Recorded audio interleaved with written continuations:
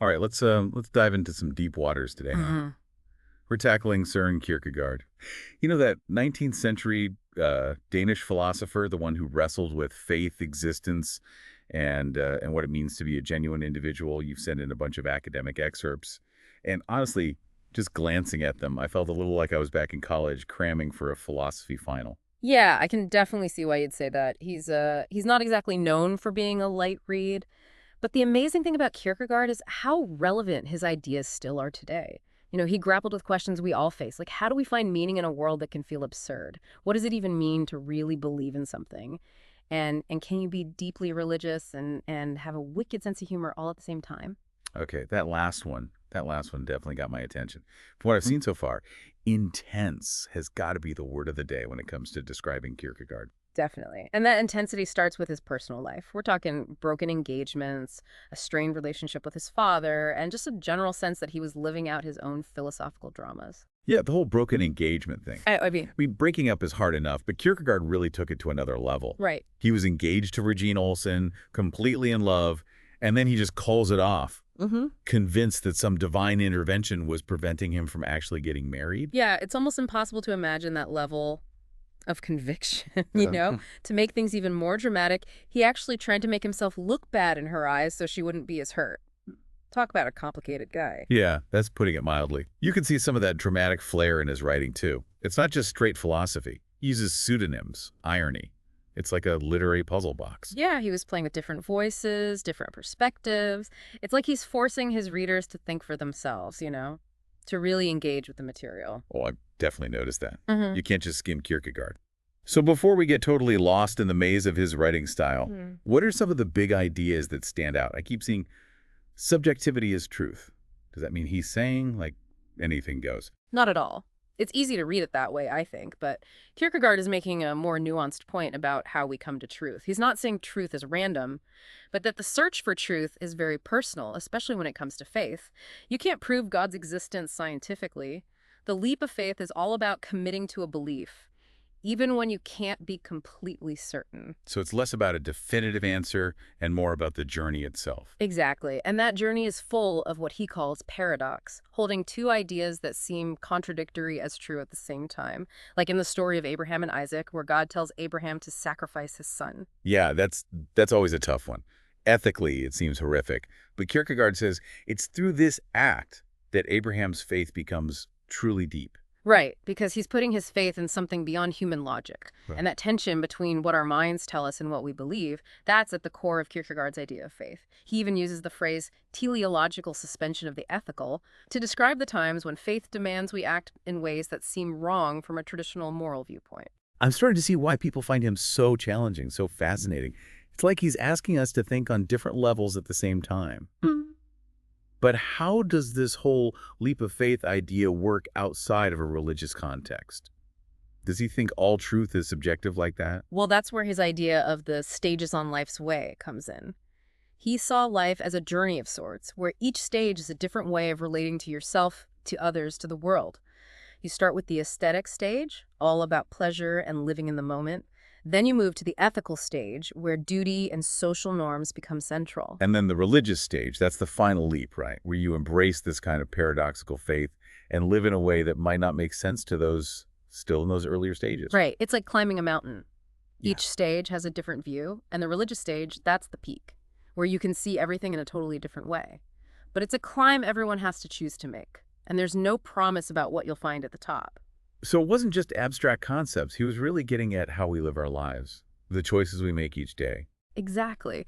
And he was worried about the pressures of fitting in, how easy it is to get lost in the crowd and lose sight of what's true for you. He even had a public fight with a magazine that mocked him.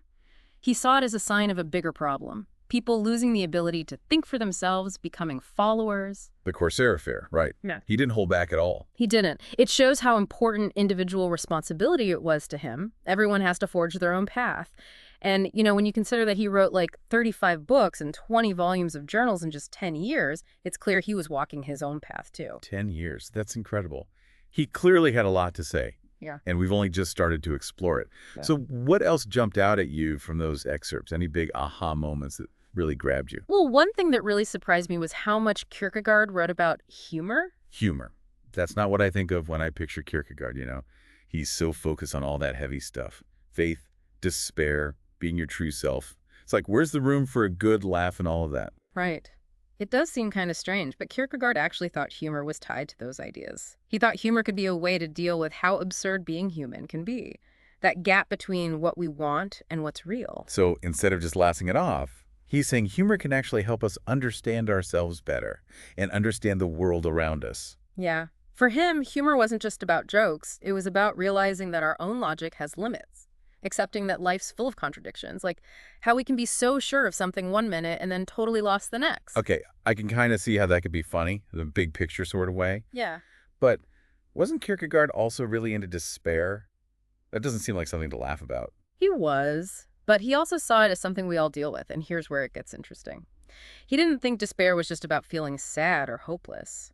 It was about struggling to become who we're truly meant to be, to face the possibilities, but also the limits of our own existence. So the more we realize what we could be, the more potential there is for despair. Because we might not reach it, we might make the wrong choices. That's a great way to put it. Kierkegaard would probably like that. He saw despair as a sign that we're actually engaging with the big questions of life, wrestling with who we are and who we want to become. He actually thought that facing despair, instead of avoiding it, could help us grow and discover ourselves. So he's saying that despair, which we usually think of as bad, could actually be a starting point for something good. Right, and that connects to another idea he had, the importance of that single individual. Kierkegaard always emphasized that each of us is unique, responsible for the choices we make and the meaning we find. He was wary of the crowd, of how easy it is to lose ourselves in trying to fit in. Like with that Corsair affair, his fight with that magazine.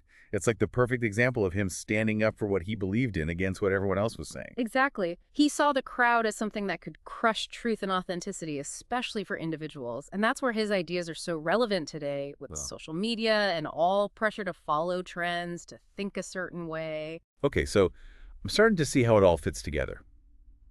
Despair, humor, this focus on being an individual. It's like he's giving us a guide for navigating a world that can be confusing, overwhelming, even a little crazy. That's a great summary. And speaking of guides, one thing that really helped me in those papers was his analogy of the mirror. Oh yeah, I remember that one. It's about how people can get so caught up in religious debates that they miss the whole point, right? Yeah. He compares God's word to a mirror.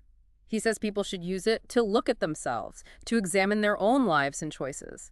But instead, they get lost in arguing about interpretations, missing the chance to actually change. It's like they're so busy analyzing the mirror, they forget to look at what it's reflecting back at them. Precisely. And I think that goes beyond just religion. We can get so caught up in ideas or arguments that we forget to ask how they relate to our own lives, how they can help us grow. It's like, what good is all this knowledge if we don't actually use it to become better people, more self-aware? Exactly. And that's where Kierkegaard's emphasis on truth being subjective comes back in.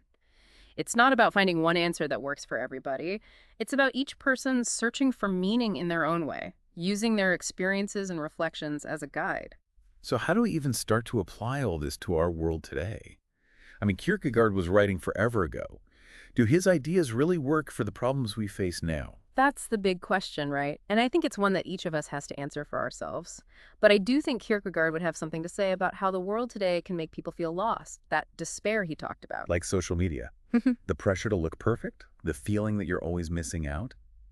Do you think he'd see those things as causing despair? He might, or maybe he'd be more focused on how technology can make us feel lonely even when we're always connected. Or maybe he'd criticize consumerism, the idea that buying stuff will make us happy. It's like he'd be against anything that stops us from really looking at ourselves, from searching for our own truth. Right, he wouldn't want us to just follow trends.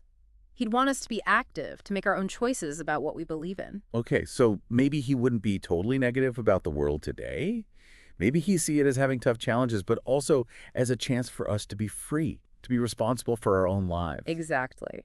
Remember, he wasn't about giving simple answers. He was about making us ask tough questions, to face the truth even when it's hard, and ultimately to take control of our own lives. So we've covered despair, humor, the crowd, the mirror analogy. Anything else in those papers that really hit you? Yeah, one thing that really stood out was Kierkegaard's concept of faith as a leap. Yeah, one thing that really stood out was Kierkegaard's concept of faith as a leap. A leap. That sounds pretty intense, even for Kierkegaard. We talked about how he sees faith as this deeply personal thing, right? But what does he actually mean by taking a leap with your beliefs? It's a strong image, for sure. And it gets to the core of what Kierkegaard thought faith was all about. He's saying that believing isn't about reaching some kind of logical conclusion, like solving a puzzle. It's about choosing to believe, even when you can't totally wrap your head around it with logic. So it's more about going with your gut, even if part of you is still unsure, still having doubts. Right. Kierkegaard thought doubt was a big part of faith. He thought that wrestling with doubt could make your faith even stronger, more real. It's like, if you never question your beliefs, how do you know they really matter to you? That's an interesting way to look at it. But it's still kind of scary, isn't it? What if you take that leap and there's nothing there? What if you end up feeling like a fool? That's the risk you take with faith, right? It takes trust, letting go of control. But for Kierkegaard, this wasn't about blindly following rules or someone in charge. It was about really committing to what you believe is true, even if that truth is always changing. So you're not switching your brain off or ignoring your doubts. Yeah. You're looking at them, dealing with them, and then choosing to believe anyway. Exactly. Kierkegaard thought that real faith needed an active mind. It's about struggling with tough questions, those contradictions we talked about, and always trying to understand your connection to God better. It's like he's saying faith is more of a journey, not a fixed point you reach. I like that. And this idea of faith as a leap goes back to those stages on life's way: the aesthetic, the ethical, and the religious. Taking a leap of faith, that's the move from the ethical stage, where it's all about duty and rules, to the religious stage, where your connection with God is what matters most. Like you're stepping outside of what's considered normal, right? And finding a new way of being in the world. Right, and that can be scary, which is why Kierkegaard calls it leaping into the absurd. You're accepting something you can't fully understand with logic alone. Okay, I see how it all ties in. But it's strange. We've been talking about Kierkegaard like he's super serious, but he also had a lot to say about humor, didn't he? He did, and it might seem weird, but remember, he saw humor as connected to both how we exist and to religion. I'm still trying to get my head around that. How can something as light as humor be tied to these huge topics? Well, for Kierkegaard, humor wasn't just about jokes or silly stuff. He saw it as a way of recognizing how absurd it is to be human. That we're these limited beings trying to understand these endless questions. So it's a way to deal with all that existential stuff. It can be, but it's also more than just a way to cope. For him, humor could be a way to understand things better, to see the world in a different way. It lets us detach from how seriously we take ourselves and our problems, and that can open us up to new ways of understanding and growing. Like, if you can laugh at how crazy it all is, maybe you can also start to see things differently. Find a way to keep going even when things feel impossible. Exactly. And this idea of humor leading to insight actually connects back to what Kierkegaard said about being an individual. Humor lets us break free from what society expects and embrace our own way of seeing things. So humor can be like a rebellion, right? A way to resist conforming and be yourself. Absolutely. And that way, humor can even be seen as part of that religious stage on life's way. It's about accepting the strange nature of faith and your unique connection to God. It's about not taking yourself too seriously, even when you're dealing with the biggest questions there are. Wow, I never thought about humor like that. Kierkegaard really makes you question everything, huh? He does, and that's why his work is so interesting. It's like he's always asking you to question, to explore, to dig deeper into those mysteries about what it means to exist. This deep dive into Kierkegaard has been amazing. I feel like I get his ideas so much better now and how they still matter today. I'm glad to hear that, and I hope our listeners feel the same way. Kierkegaard's writing can be tough, but it's also really rewarding. It makes you think in new ways, to face the big questions, and in the end, to become a more genuine, self-aware person.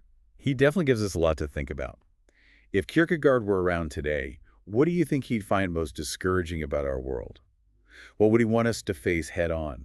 That's a great question, and I think we'll leave that with our listeners. What do you think Kierkegaard would say about our world today?